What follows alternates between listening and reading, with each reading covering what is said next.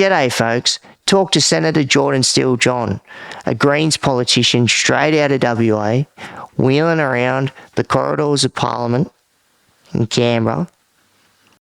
It's an interesting yarn, talking about how he found politics, what it means to him, the party that he represents, himself as a person with disability, with CP, cerebral palsy, broadcasting his thoughts and feelings through the portfolios that he represents, with health, disability rights and services, foreign affairs, peace and nuclear disarmament, and just seeing his advocacy and passion about the NDIS, the good, the bad and the ugly, stripped back bare, with his hashtag, Fix the NDIS. And I'm glad there's someone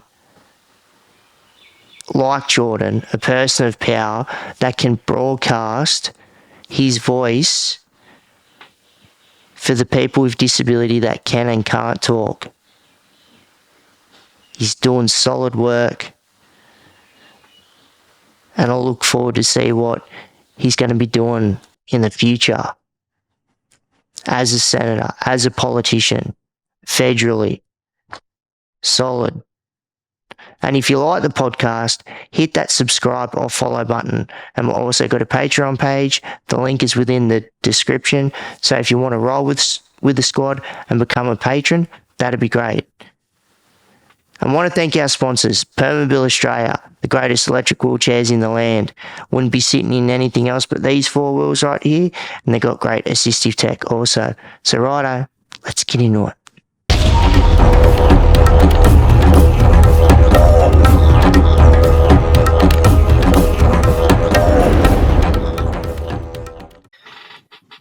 Senator Jordon Steele-John, how are you, brother? And really appreciate you jumping on the podcast and willing to have a yarn with me, mate. Oh, it's wonderful to be here, my friend, and thank you so much for inviting me to be part of it. And Senator, before we get into a lot of the good, solid work that you've done, what you do, and looking into the future, just want to look at life began before you got into the political realm. Yeah, absolutely. Well, I had the opportunity to reflect on this a lot particularly during the last couple of months, because we've been doing a bit of work really focused a lot on healthcare and how to expand universal healthcare services to people in Australia. And as part of doing that work, it's really brought me back to a lot of the stuff in my childhood where I had to interact with the healthcare system a lot. You know, not only as a disabled person, but also as a member of a family that has a lot of struggles still with physical, acute health problems and also mental health as well. And it's a weird thing when you do work in politics, if you like, and I've got the health portfolio for the Greens, and you often end up talking about something like healthcare in this weird kind of sanitized, like canned political way. You say things like, "I am committed," or "the Greens are committed to a 10-year action plan," so blah blah blah blah blah. And there's not a lot of humanity in it. No one actually speaks like that, and it's weird for me to even use the phrase politician in relation to myself, because I've been an MP now for 5 years, but it was never what I thought I was going to do. Nobody in my family is an MP or is involved in politics in any way. And when I think about why I started to get interested in politics in my kind of late teenage years, it was actually as a distraction. Like it was a distraction from what was going on in my life at the time. And if I look at it, it was part of a series of distractions that is kind of like a through theme of my childhood and adolescence was looking for distractions from what my life was like. And before it was politics, I was fascinated and deeply buried in everything to do with space. You know, about as far away from planet Earth as you can possibly get. And then before that, I was a Mad King Dino kid. So about as far back in time as it's, possible for you to conceptually go as a child. And the reason I was doing that was because my family, because of those health and mental health challenges, were actually really struggling. You know, the background noise to my childhood was an intense amount of stress as my mum particularly had to fight almost constantly against either the medical system or the mental health system to get me the health-based supports that I needed, or my dad to get the mental health supports that he needed, or my brother to get the health supports that he needed. And it was never easy. It was always you had to engage in fierce, determined, continued advocacy to get anything like the supports that were needed from the system, and that wears you down after a time.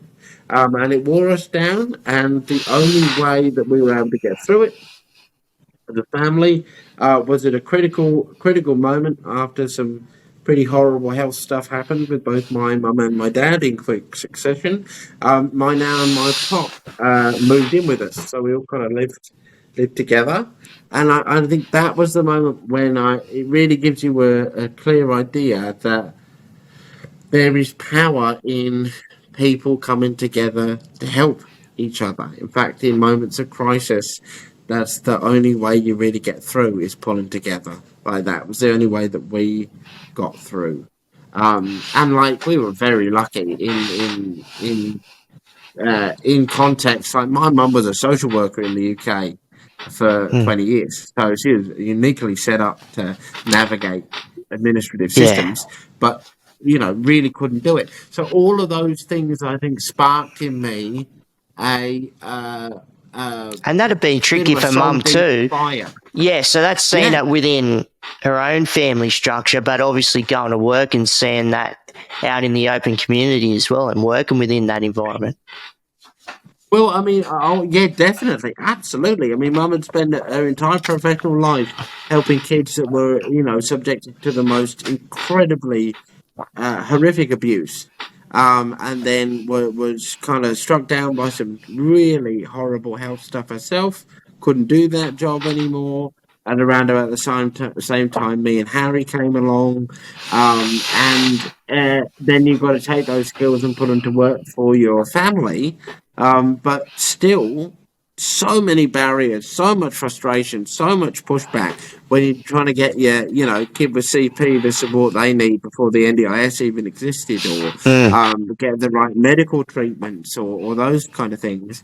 And I think every time I watched either my mum or my pop or my nan or my brother bang up against a system that was pushing back on them when it was actually created in the first place to help people, to give people healthcare or to give people mental health support or to provide disability support, every single time that happened or happened to a friend or an extended family member, that lit a bit more of a fire in me of now this has got to change. These systems need to work for people. These systems need to help people. These systems need to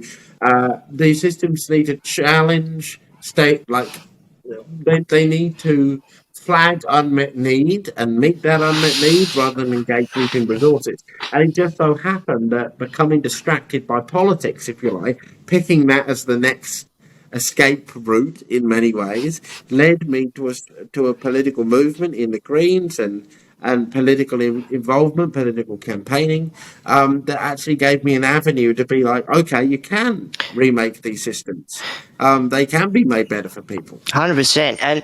And I can see the correlation now, like with what you've gone through, and you're looking at those distractions, and then you're also looking what's going on with general family life. And I think that's where a lot of individuals all over, they forget about the ripple effect of, yes, you've got the person with, whether it's that disability, that health condition, but how that affects the whole family structure, the community. Like, there's so much going on. It's so multi-layered. And that's, and I can see where that fire's burning and where that's led you into politics, and, where, and there would have been also that's also a healthy distraction in regards to if you went down the Neil deGrasse Tyson route as well, so, but in saying that, it's important, like with yourself, being in the position that you are and being a voice, but having the power that you've got as well. And that's, a good healthy dose of power. But and going down that political route, and yourself coming from, the Northern Hemisphere, coming down here, down under, as a young fella. Yeah. And so what led the Greens and having some of the inspiration from that, whether it was that party or just individuals linked up to it somehow? So what led you down to the path of the Greens and that political party? Yeah, it's a great question. I think it's a combination of things. One is the very strong social justice kind of commitment that comes from my mum particularly, and her work in social work, and that idea that no system exists because that's how it neutrally popped into being. It's a result of the decisions made by people in positions of power, and often those decisions are made to empower or to entrench the already held power of one group at the expense of another. And actually, those systems of power can be challenged and remade so that they work more effectively for the people that actually are being impacted by their current structure. So that was certainly very clearly there from Mum. And the Greens are very committed to social justice and to a unashamedly bold and radical interpretation of what social justice needs to look like in terms of fundamentally remaking that status quo rather than attempting to incrementally shift it, if you know what I mean.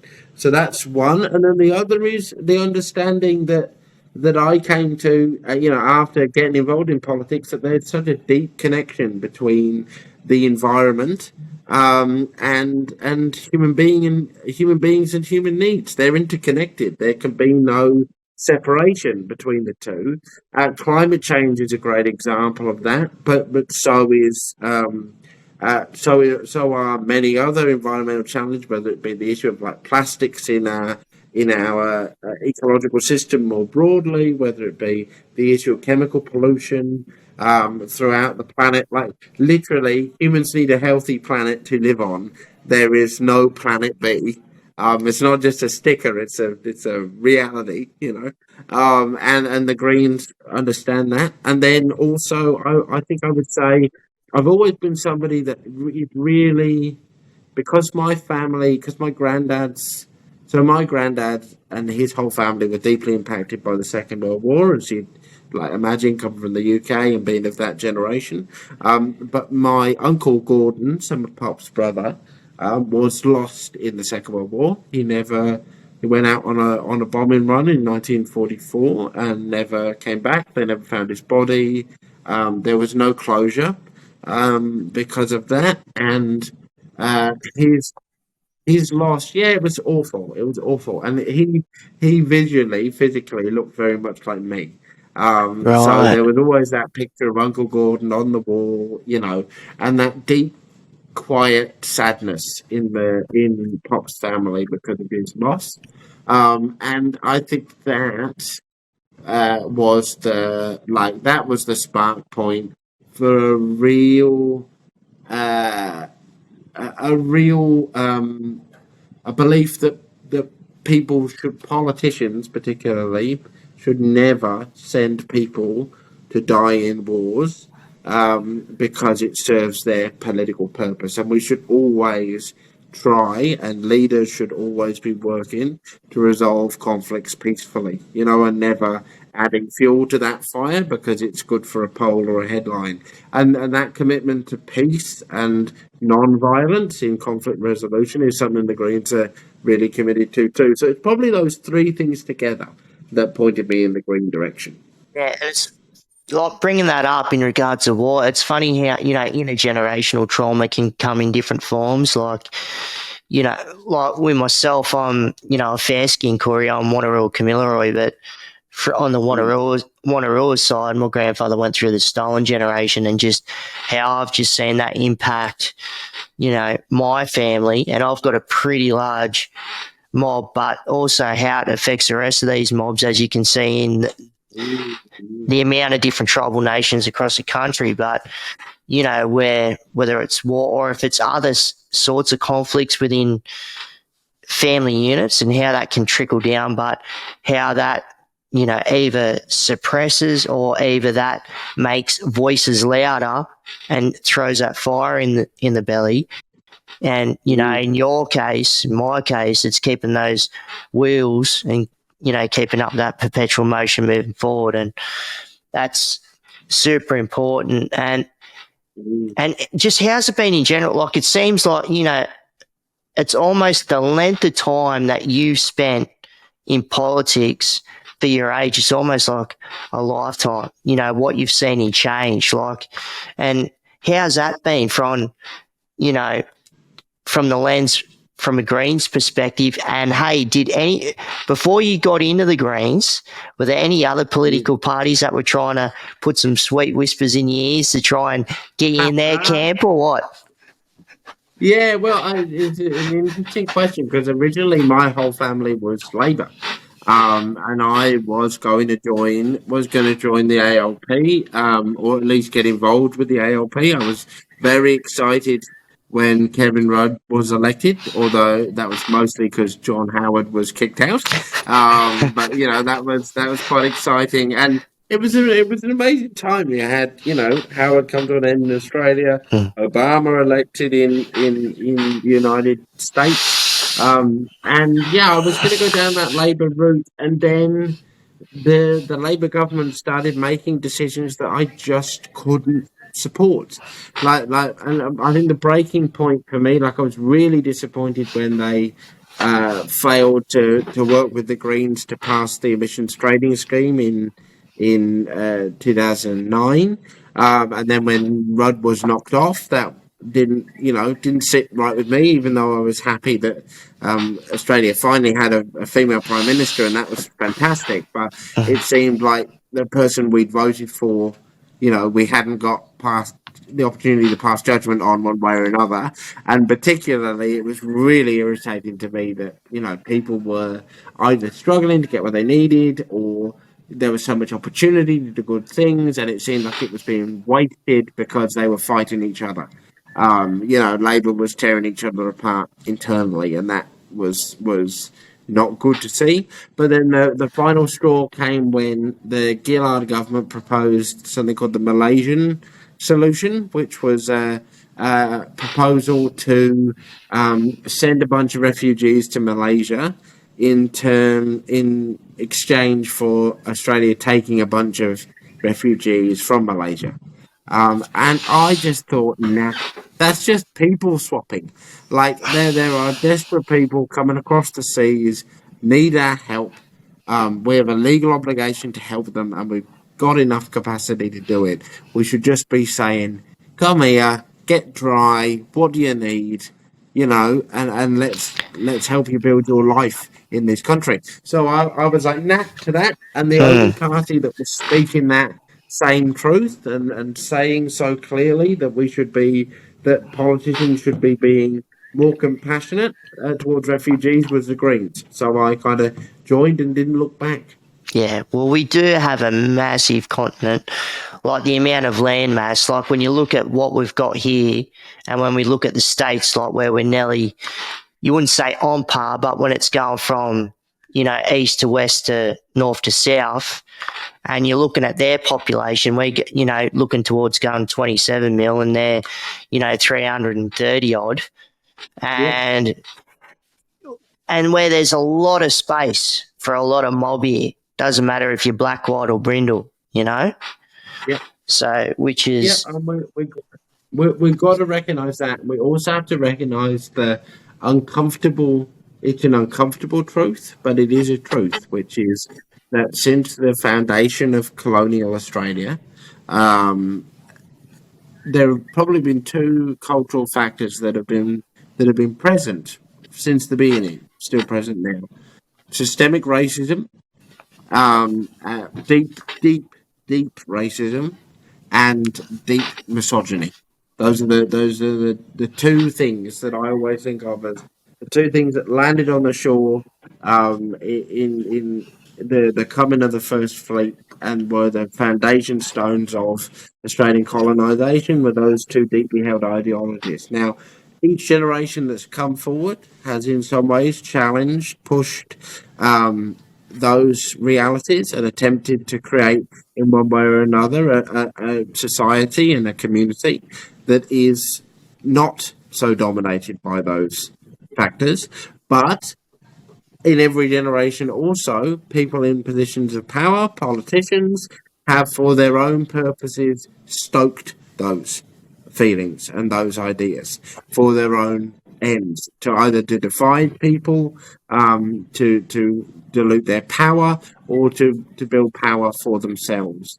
And the conversations that both sides of politics indulge in now about refugees is a continuing example of people in political decision making positions in Australia stoking and sharing racist ideas for their own personal ends. There's no reason why we need to be locking people up on Nauru or Manus Island. There's no reason why we should have such discriminatory immigration laws or make it so difficult for people to come here. The reason that those policies and processes exist is that politicians on both sides have decided that they're an easy way to distract from failings of theirs in other areas. Because while we're all worried about the boat people, we're not thinking about how much money the Australian government is giving to mining corporations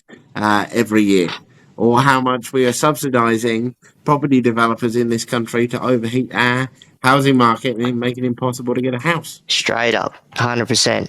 So, and that's what's super frustrating with, the political gameplay and when it's got to do with personal ideals and it's hard when you've got that balance of power and when you're looking at situations for what they are and when there's things that make logical sense. And you got to peel them back because, it's a lot of people here. There's a lot of different facets to it, but, you can make things work. And, it's good when the voices of many do pipe up and when that can, and especially now with social media, and that can be positive but a hindrance too, but it's good when it does, push forward. So you do start to get momentum from those voices that weren't heard too long ago to now that are making some waves in the political field and making some sway, So how is it in regards to, how has it been? And especially initially because this happens in all different sectors of when it's got to do with jobs, right?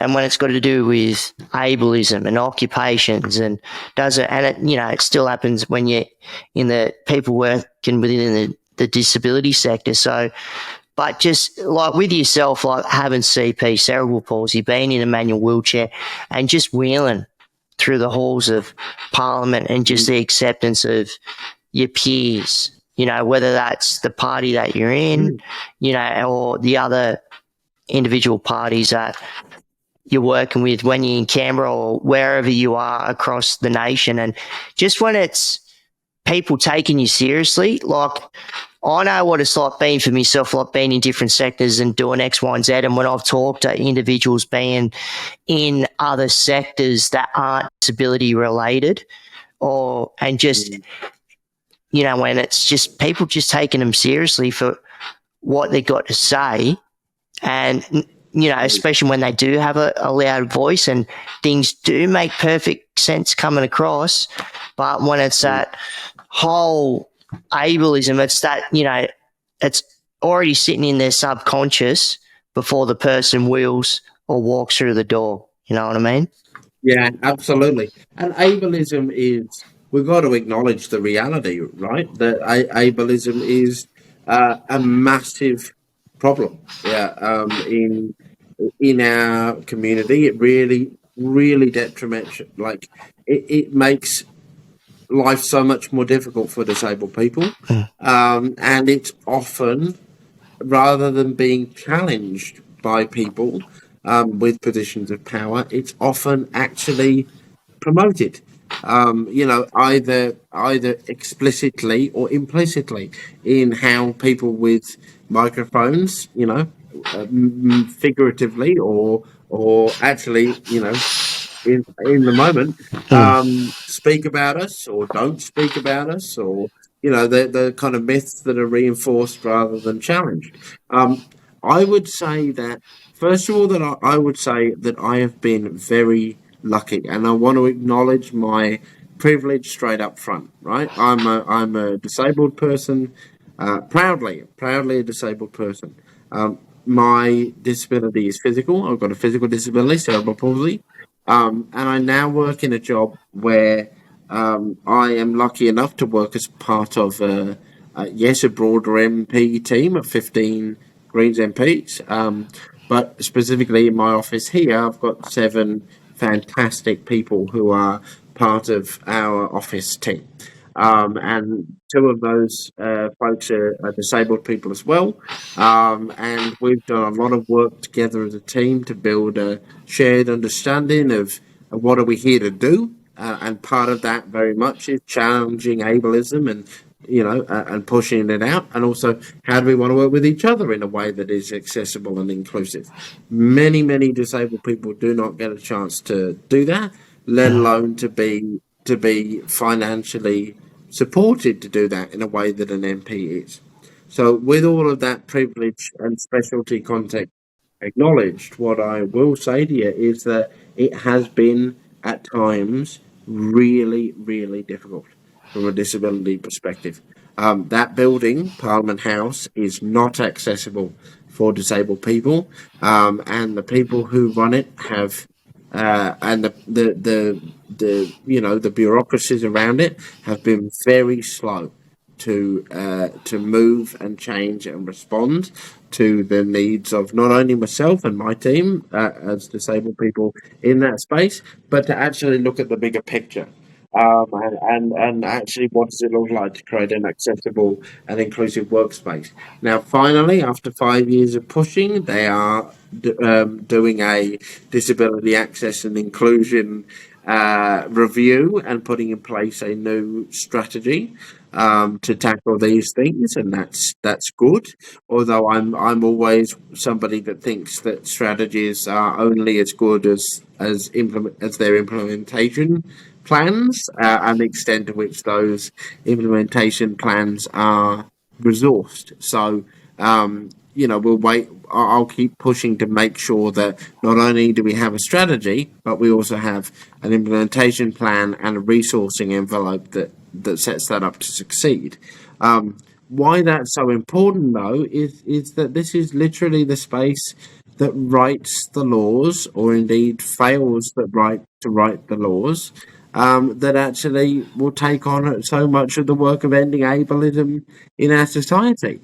And if that very space, the doors are too narrow, or they don't open, or the carpets are too thick, or bells go off continually, so they're completely, not a workspace for somebody with auditory or processing issues. There's no cultural awareness around neurodiversity or around the ways in which to work and include people with intellectual or cognitive disabilities. If there's no way for a deaf MP to contribute to a parliamentary debate, or a blind MP to navigate the halls safely, That's not okay. That's an inaccessible workspace, and it has to change. God, sure does have to change.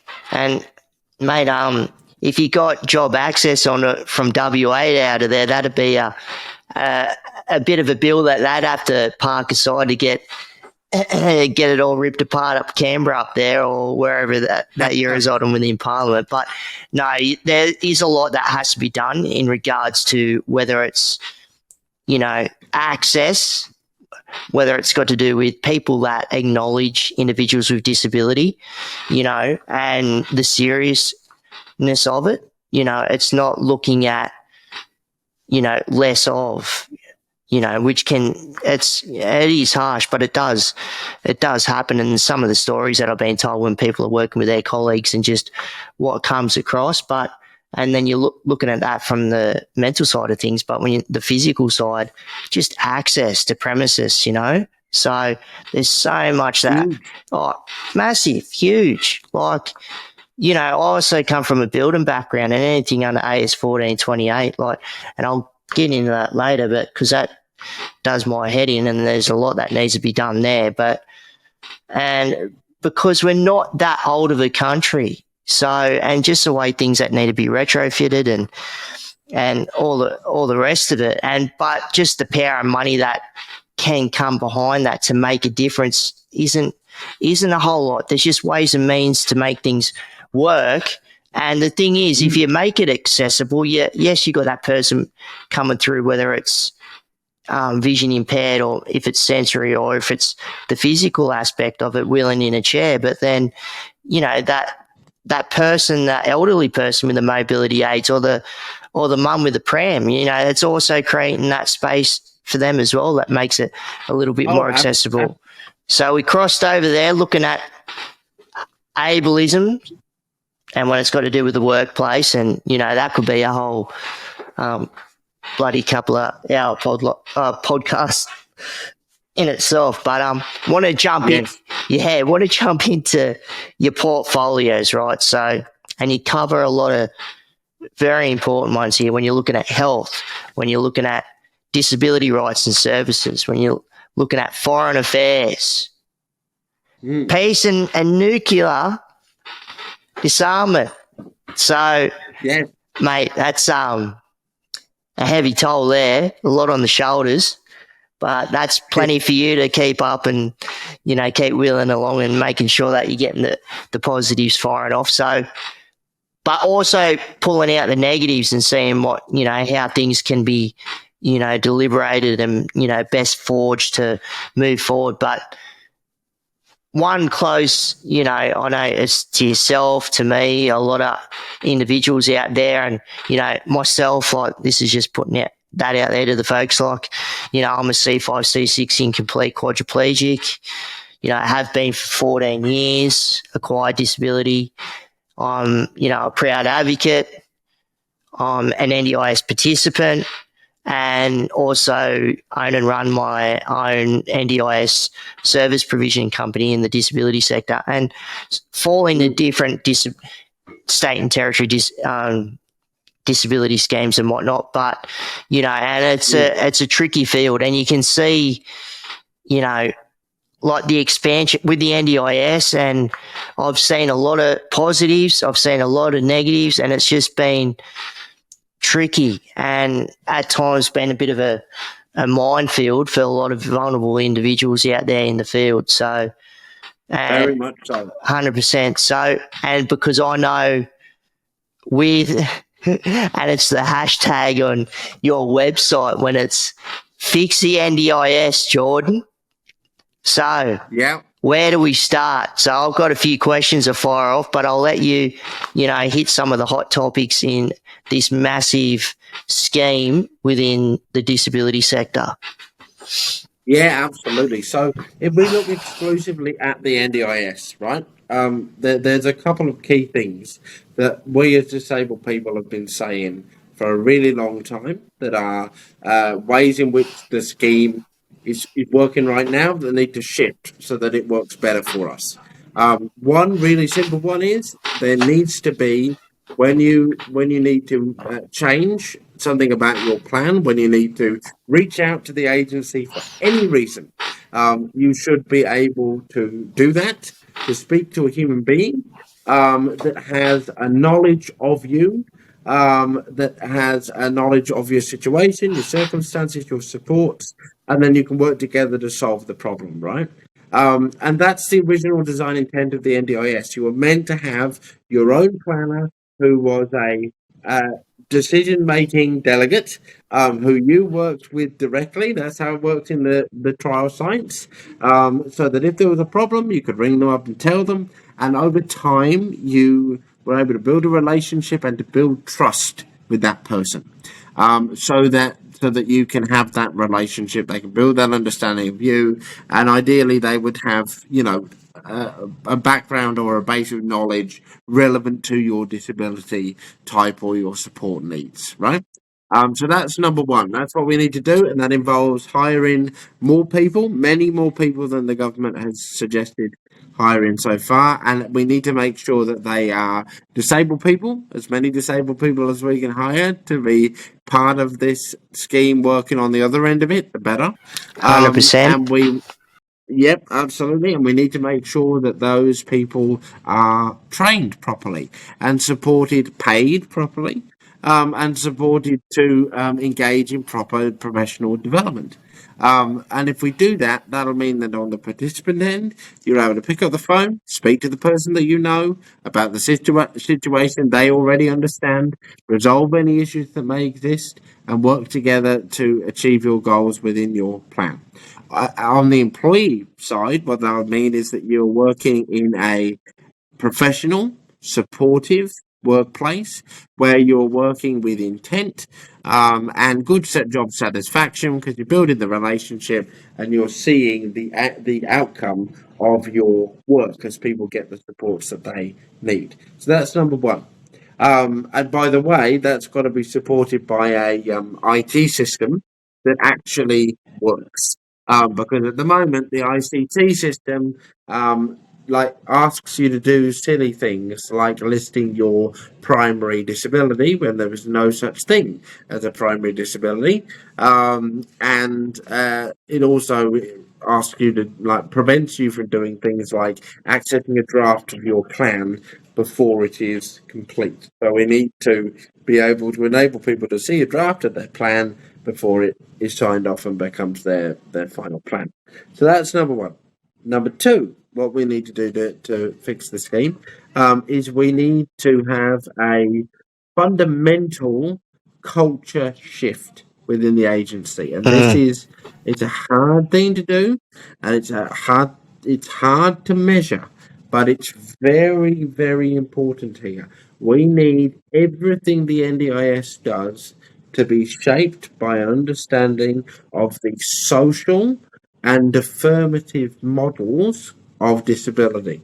Now, what do I mean by that? What I mean is, and some of your listeners might be familiar with it, but in case anybody isn't, there are over the decades, disabled people and academics and researchers have come up with different models of how to think and talk about what does it mean to be disabled, and they've landed on a couple of different names for those models. So you've got the medical model of disability, which is the most common one. Then you've got others like the social model of disability, and now the kind of cutting edge or the newest thinking is around the affirmative model of disability and disability pride.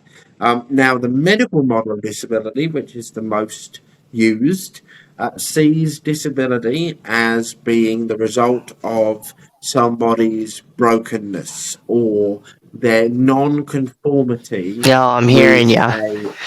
a norm in society. So they would look at somebody like me and they would say, well, your disability is cerebral palsy, you've got an injury in your brain, it means you can't walk and do some other things, and therefore, you're a bit broken, you don't really fit.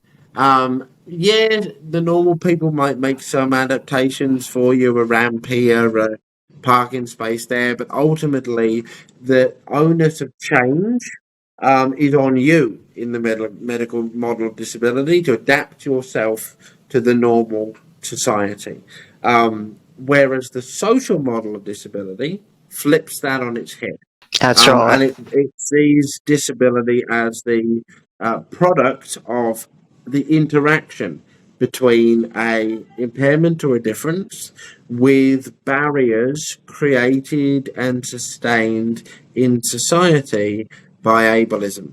So it would say, yes, Jordan, you've got CP. It means you can't walk and do other things, but actually, the barriers you experience as a result of that are a product of these external factors, and therefore there is a collective responsibility between the disabled and the rest of the community alike to work together to bring down those barriers so that everyone can participate and be included. And the best way to explain this is the medical model looks at a person in a chair before a flight of stairs and goes, too bad, so sad. Yeah. You can't get up the stairs.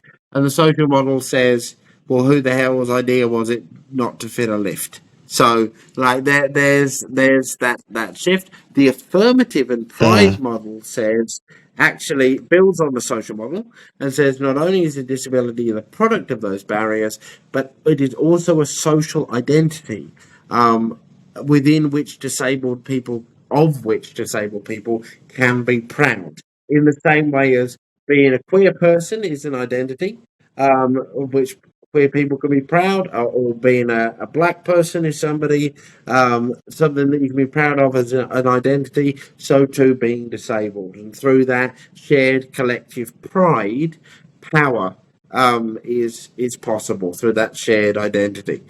So what we need the agency to do is to move from a medical model and chuck that in the bin and embrace the social and affirmative model of disability. And why this is so important is because that would mean that your planner would sit down with you and go, okay, I'm looking here and you're saying you need all these supports in your plan. Well, okay, that seems reasonable and necessary to me, because it's our responsibility to provide you with the tools to navigate the barriers that society has put in place or left there, rather than go, oh, come on, Jake. Are you sure do you need all of those support hours, mate? Are you sure you couldn't manage a bit of it on your own? And any frustration or, oh my God, this costs too much, actually in the social model gets put with the society for building the inaccessible space in the first place, rather than with the individual for costing too much to be in it. 100%. That's it starts with the planner, but then that scales, with the amount of individuals throughout the country, and where that scales up, and you got the treasurer's balance sheet there. And it's like, oh, well, if we go from medical and if we go to social or other, that's going to add a few more zeros there, if it comes down to dollars and cents. And that's what a lot of things come down to, which is a shame, but it shouldn't be looked at that way. If things... No, it shouldn't. No, and it drives me nuts. Like, where I've seen planners where they're trying to, they do not know nothing about physios, and then they're trying to tell that individual, this is like an individual with a physical disability that's in a wheelchair, of how much physio they should need when they know nothing about it. They don't have the clinical expertise, know nothing, but they've just decided to put that in place, and then that's ridiculous. And then that puts a major handbrake on that individual with a disability, on their development, physically, and then that weighs down on that individual mentally, and then it's just ongoing and ongoing and ongoing, and that happens in so many different facets with so many disabilities, and it's just putting a handbrake on the system, So it really, really is, my friend. And the last thing I think we need to do, and this is a pretty radical idea, you might want to strap yourself in for this. Throw it in there. I think we should have a disability minister in Australia. And I think that that person should be a disabled person.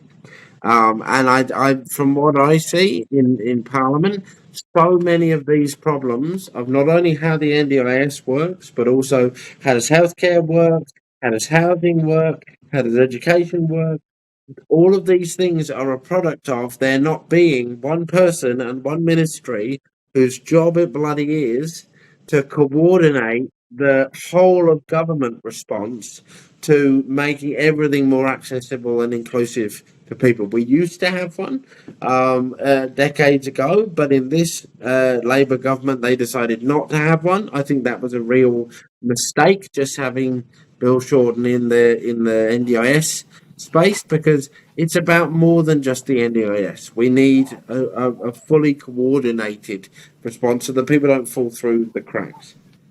100%. And that's stuff where I see it federally, or this is also where I see states and territories, and when it's got to do with the different health systems, and where it's almost you got health and disability, and disability is the lesser of. Like, it's the forgotten part about this whole scenario, even though, it's one of the same. But then you're looking at the magnitude, how big the NDIS is now and where they're blowing it out. So you're going to need all these individuals working in the field. You're going to need, when it's got to do with training up, education. Hey, and there's no shortage of people acquiring disabilities or born with disabilities every day. Like, that's not going to, that ain't slowing down. So it's got to be, and that's where it's got to be looked at like health, So it's got to be its own channel, and it's got to have, where you got the tip of the spear. And hey, maybe one day that's you, brother, or who knows? And then you've got, and then you've got all the support and mechanisms around that, and where you've got more individuals within government, whether that's federal with disability or lived experience, because you've got a lot of mothers and fathers out there too that have got kids, brothers, sisters, partners with disability that get where that whole ripple effect rings true.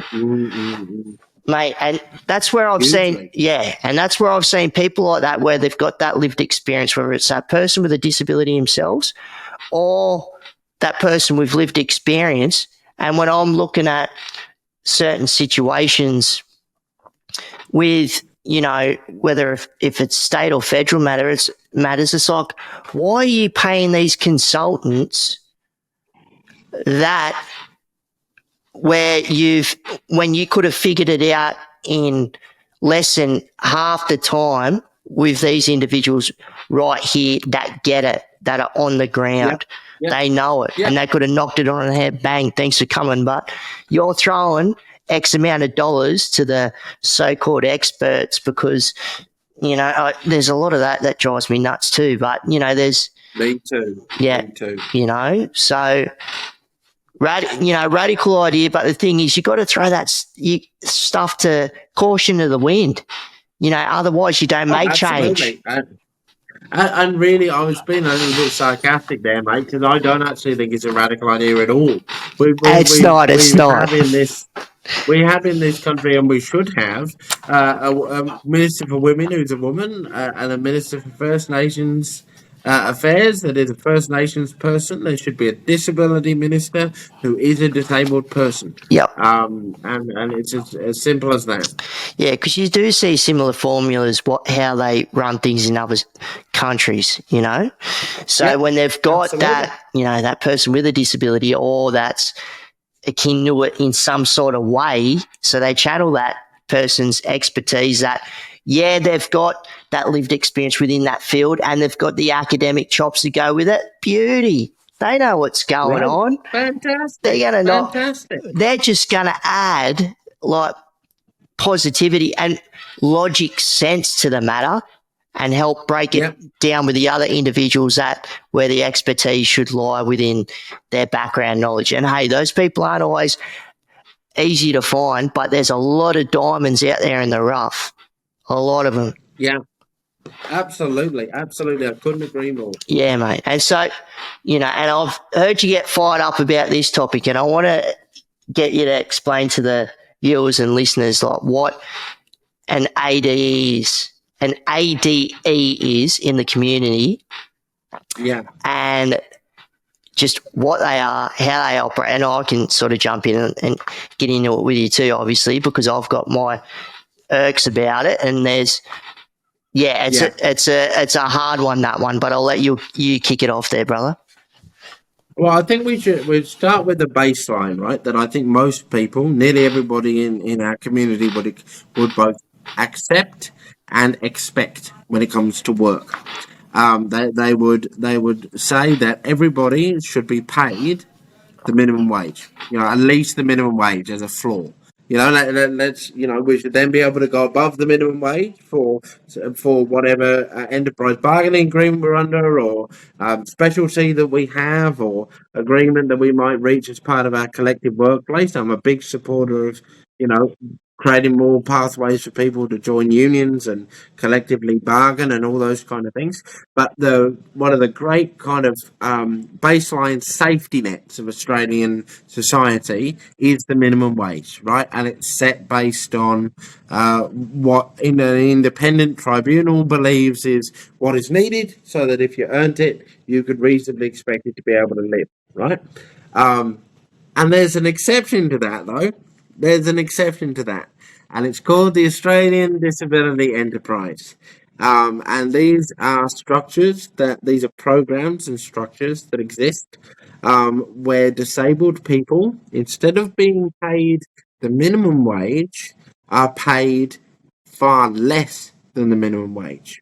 And they are paid far less than the minimum wage because their wage is subject to a special calculation called the BSWAT, isn't it? It's the BSWAT mechanism, which stands for supported something wage tool. Basically, it's a calculation tool. But what they do is they go, well, this is what you'd be paid if you were a worker in any other industry, but we're going to calculate how less productive you are because of your disability, and then we'll pay you based on that rather than what you should be paid as a worker in the broader community. And It's what this so means wild. it's so discriminatory. Can you remember the proper acronym name for the tool, Jake? Is it Yeah. BSWAT? Hold on. That's doing my head in now. Stand by.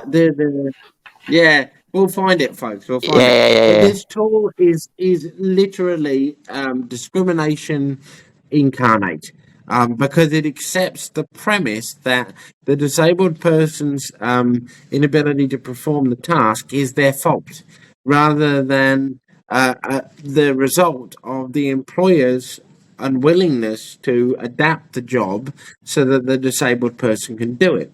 And what this means in real terms for people listening along at home is that you've got disabled people that are paid for doing, manual jobs sometimes.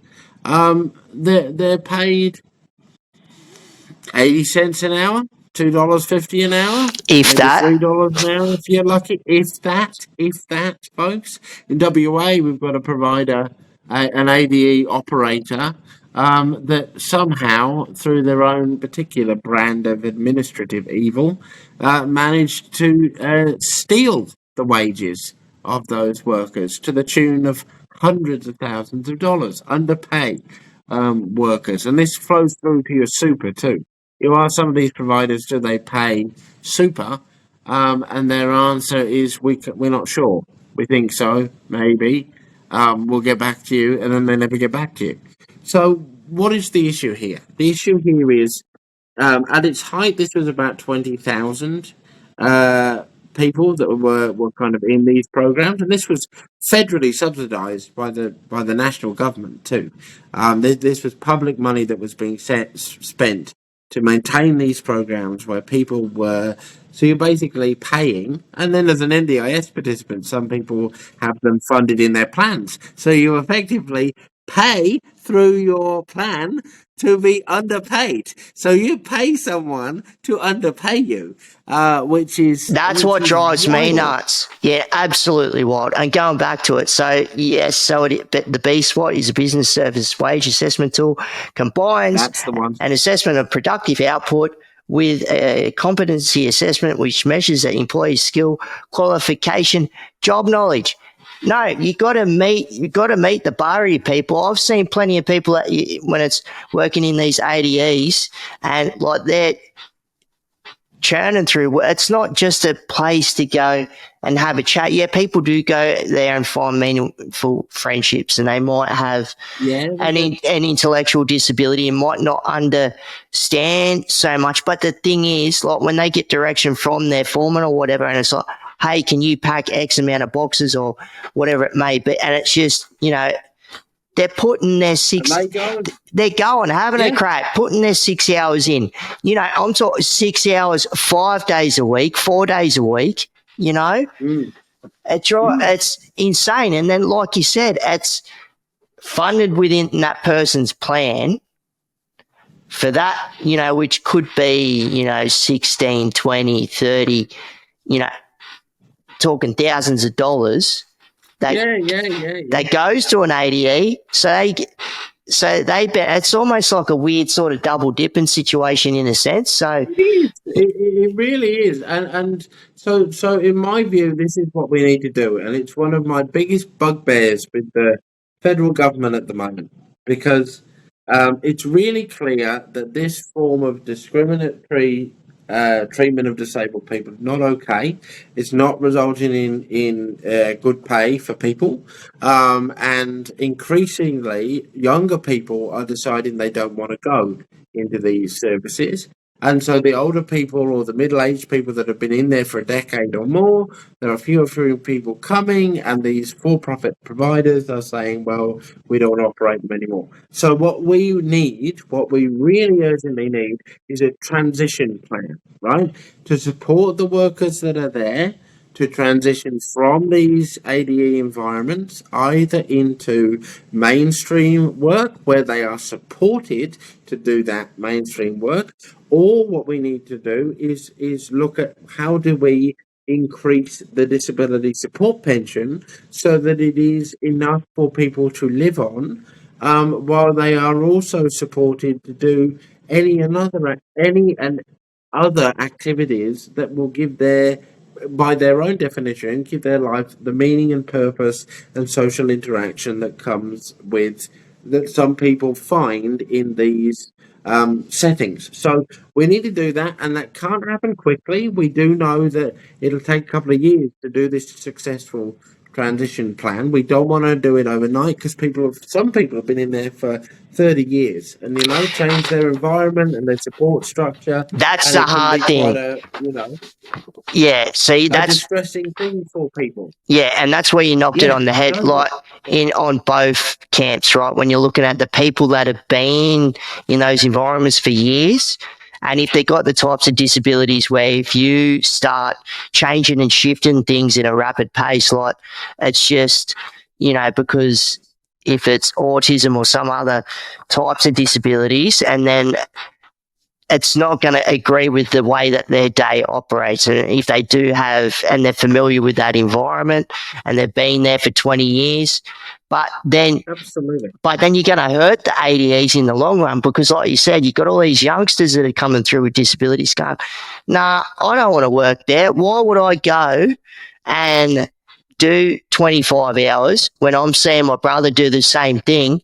And how come he's buying all this cool stuff? How come he can? Absolutely. How come he can afford to go out and rent with his friend?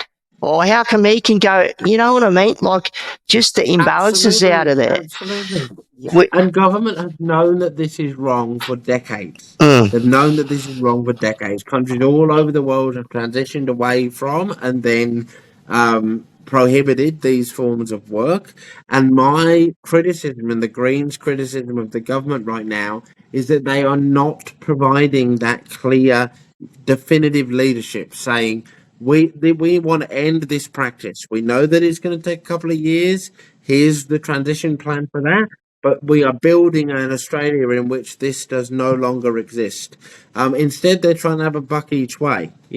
Oh, we'll develop some social enterprises over here, but maybe we'll fund the ADEs to keep going over here, and that's not okay, because that will just end up with another generation of disabled people sucked into these systems, and treated often quite badly within them. We've got to prevent that.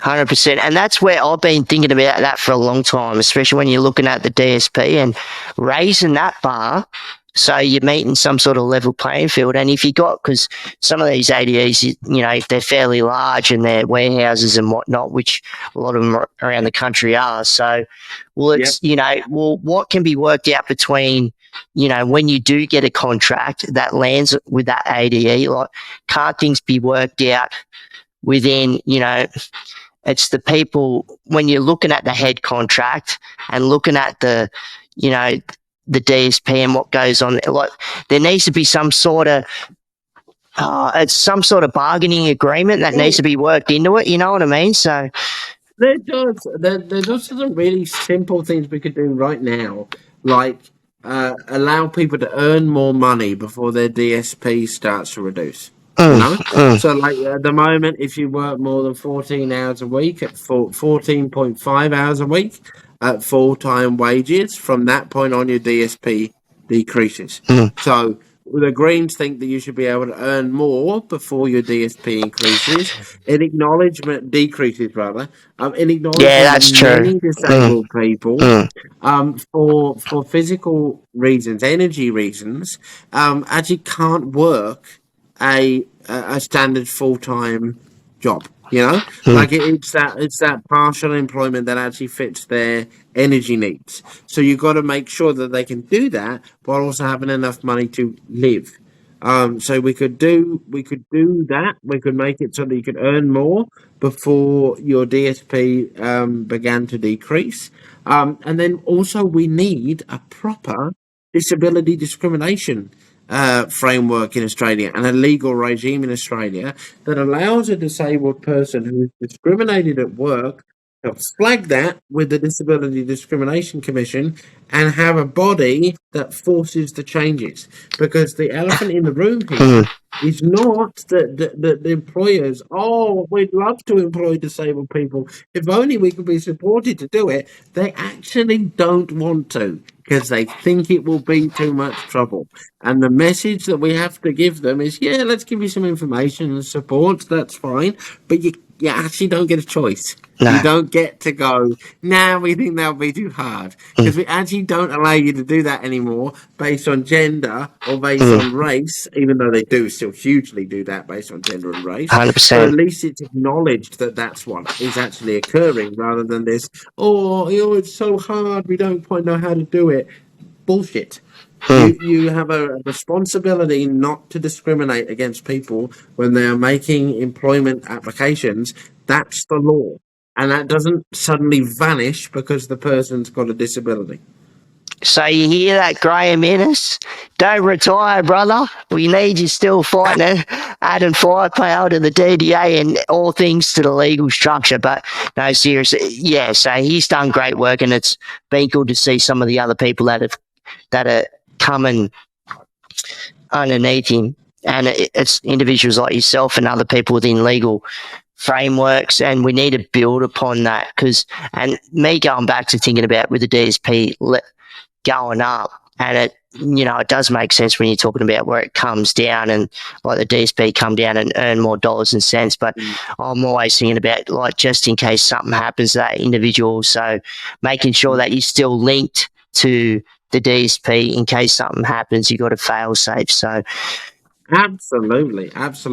Hey, look, Jake, I've got to go, my friend, but I've just noticed the time, and I've got to get into my next meeting, so we'll have to leave it there. But it's been fabulous to talk to you, my friend. See, folks, solid yarn with Senator Steele, stripping back the NDIS. A man of lived experience from his perspective, strong advocate, super passionate, no fluffing about, through his lens of where the NDIS should be. It's a massive scheme, represents millions of people, and there's no shortage of people being born or acquiring disabilities every day. Huge. So we need individuals like Jordon talking, broadcasting on behalf of people with disability, for the people that can and can't talk. Really important. And I could have kept talking to that bloke for hours, but being a politician, small windows of time, and I'm really appreciative of the time that he took to sit down and yarn up. But we'll have some juice too at the end of the year to yarn about for round 2. Hey Jordon, love your work, brother. Keep it up. And if you like the podcast, hit that subscribe or follow button. And we've also got a Patreon page. The link is within the description. So if you want to roll with the squad and become a patron, that'd be great. And if you want to get in contact with me, you can get me via Instagram at streetrollandcheetah, or email one word, streetrollandcheetah@gmail.com. And we've also got a Facebook page, Keep Rolling with Jake Briggs, so check it out. You can get me via LinkedIn, just Jake Briggs. And want to thank our sponsors, Permobil Australia, the greatest electric wheelchairs in the land. Wouldn't be sitting in anything else but these 4 wheels right here. They've got great assistive tech also. So righto, we'll see you on the next one.